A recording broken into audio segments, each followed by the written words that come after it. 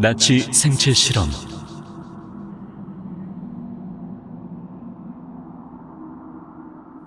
(2차) 대전 당시 나치에선 인간을 대상으로 여러 가지 실험을 했다. 그 대상은 대개가 유대인이나 집시같이 말살 대상으로 여겨졌던 이민족들이었고, 그 방식은 잔인하고 공포스러운 것이었다. 개중 전해지는 것에는 이런 게 있다. 일단 한 대상을 체포한다. 그 당시 나치에게 잡혀간 사실만으로도 자신이 죄가 있던 없던 죽음의 공포를 느끼기에 충분한 것이었을 터였다.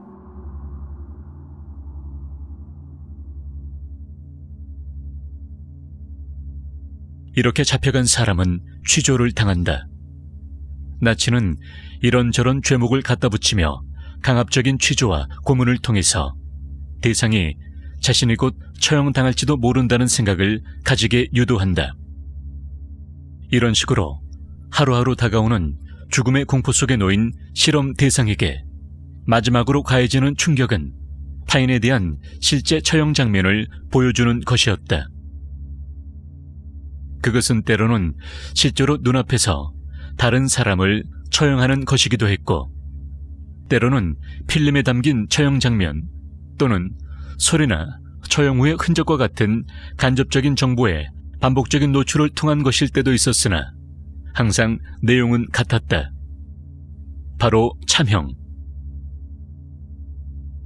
죄인의 목을 베어 순식간에 목숨을 앗아가는 형벌로 실질적으로 통증이란 측면만을 따진다면 그리 잔인한 방식은 아니었지만, 목을 벤다는 공포와 순간적으로 목이 베어지면 얼굴만이 얼마간 생존한다는 속설 등을 통해 형을 받는 당사자에겐 가장 공포스러운 형벌 중 하나로 알려진 것이다.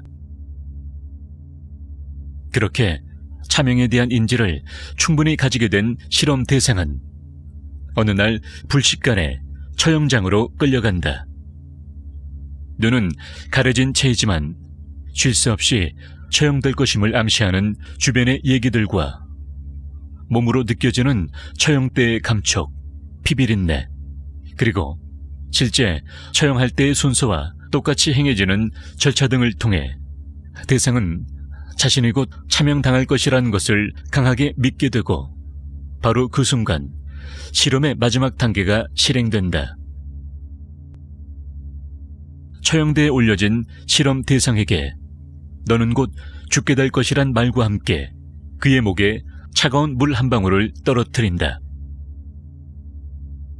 평소라면 단지 약간의 차가움과 그에 따른 반사적인 놀라움을 보이는 것으로 끝날 터이지만, 시각 정보를 차단당한 채 심각하고 절실하게 자신이 참형될 것이라고 믿어 의심치 않던 대상은 그 하나의 물방울이 자신의 목숨을 앗아가기 위한 나치의 칼날이라고 생각하고 반응을 보이게 된다는 것이다. 그리고 그 반응이란 것은 매우 다양하다. 몇몇은 공포에 질려 비명을 지르며 잠시 동안 자신이 죽었다고 믿으며 날뛰기도 하고, 때때로 그 자리에서 미쳐버려 영영 정신을 차리지 못하는 경우도 있었다.